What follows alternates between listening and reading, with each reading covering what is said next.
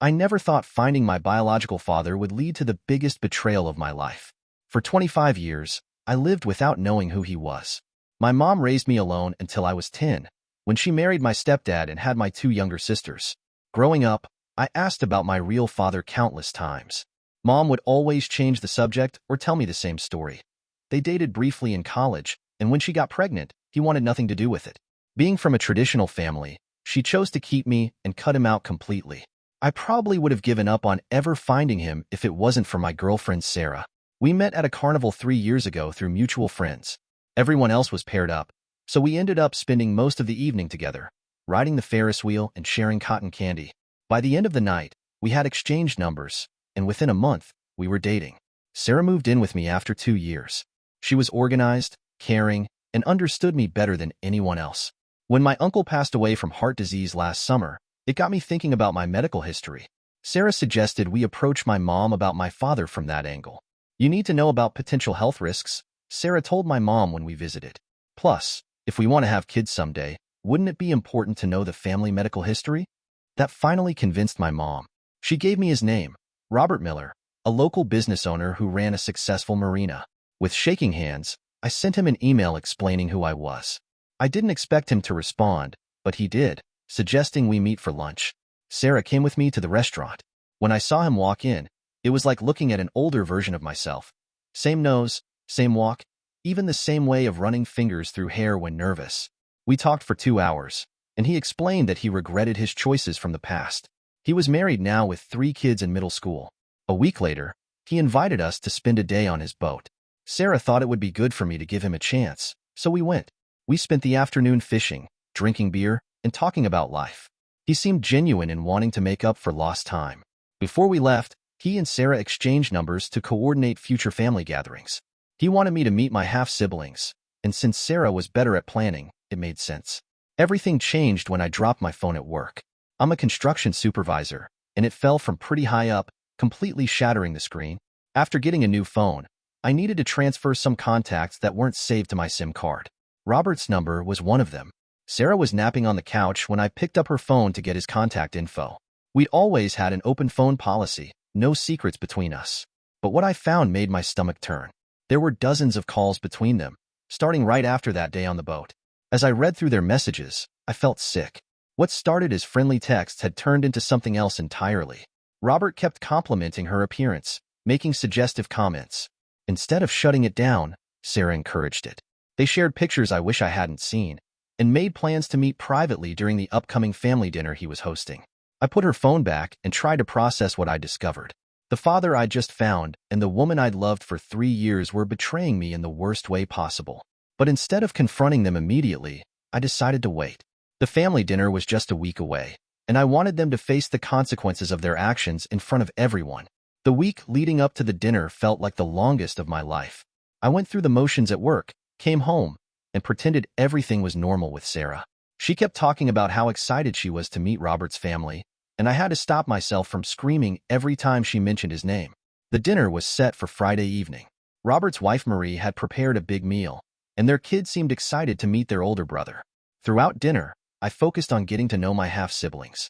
The youngest one, Tommy, was really into video games, just like I was at his age. I felt terrible knowing what was about to happen, especially in front of the kids. Marie was wonderful. She asked about my life, my work, and seemed genuinely interested in making me feel like part of the family. Looking at her, I couldn't understand how Robert could do this to her. Sarah sat next to me, playing the perfect girlfriend role, while under the table she was probably texting him. After dinner, Marie suggested we watch a movie together. Robert quickly made an excuse about needing to check something on his boat, which was docked behind their house. Nobody thought anything of it. He owned a marina, after all. The kids picked an animated movie and got comfortable on the couch. About 15 minutes in, Sarah's phone supposedly rang. I knew it didn't. I was watching for it. She stepped outside to take the call. 3 minutes passed, and I turned to Marie. Sarah's been gone a while, I said, trying to sound casual. Maybe we should check on her? Marie paused the movie and came with me to look for Sarah. We checked the front yard first, then the back. When we couldn't find her, Marie suggested we ask Robert if he'd seen her. I followed her to the boat, my heart getting heavier with each step. The sounds coming from below deck left no room for doubt about what was happening. Marie called out Robert's name, and everything went quiet.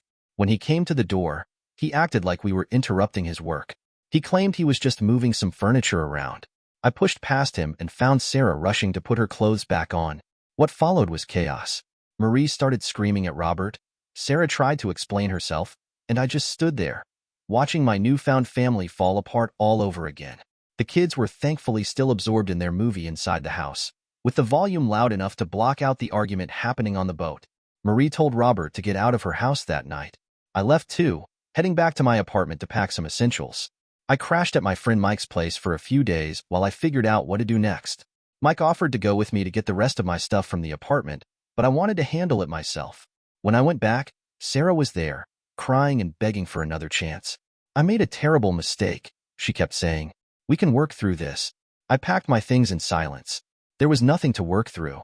She'd not only cheated on me, but had done it with the father I just found.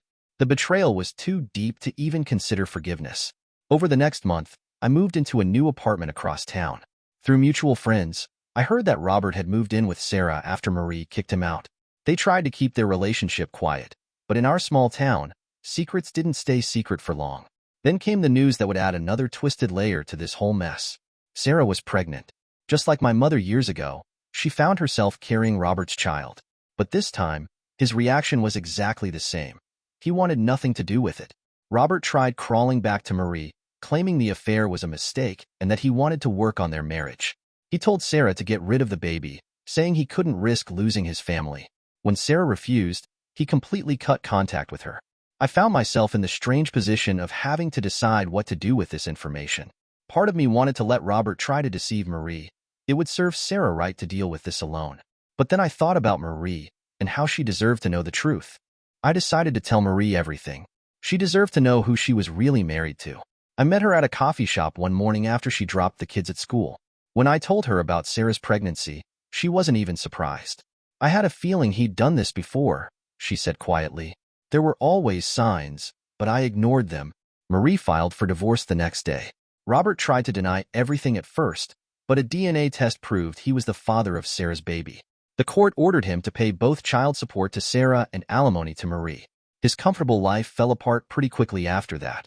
Our friend group split up after everything came out. Most sided with me. They couldn't understand how Sarah could do something so horrible. My best friend Mike summed it up perfectly. "Who sleeps with their boyfriend's father? That's messed up on every level."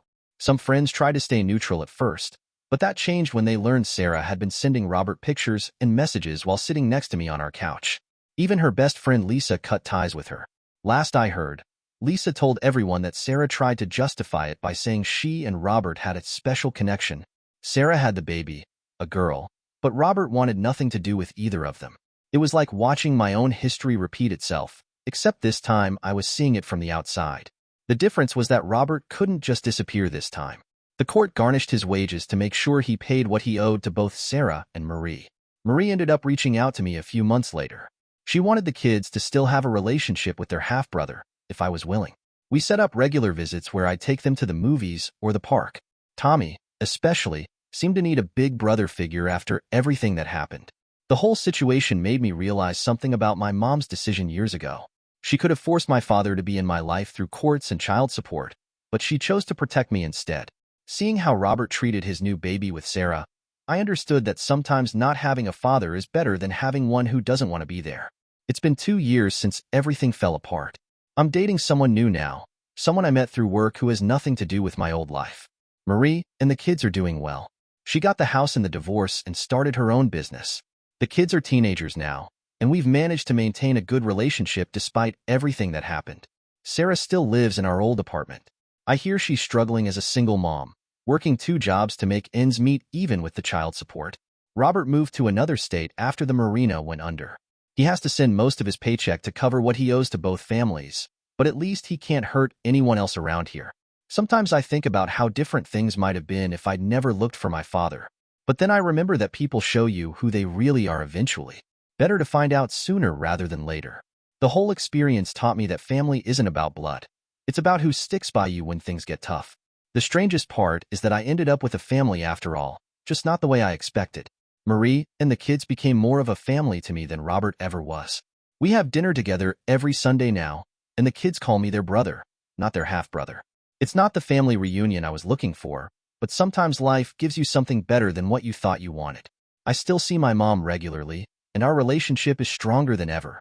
She apologized for keeping me from Robert, but I told her she had nothing to be sorry for.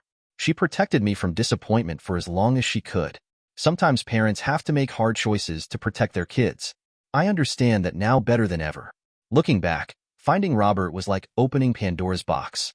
Everything that came out was painful, but in the end, it led to something good. I found out who my real family was, not the father who never wanted me, but the people who chose to stick around even when things got messy. Thank you for watching. If you enjoyed this story, please hit that subscribe button. Don't forget to give it a thumbs up and share it with friends or family who might enjoy it too. Your support means a lot. And if you have any thoughts, questions, or story ideas, drop them in the comments below. I'd love to hear from you. See you in the next story.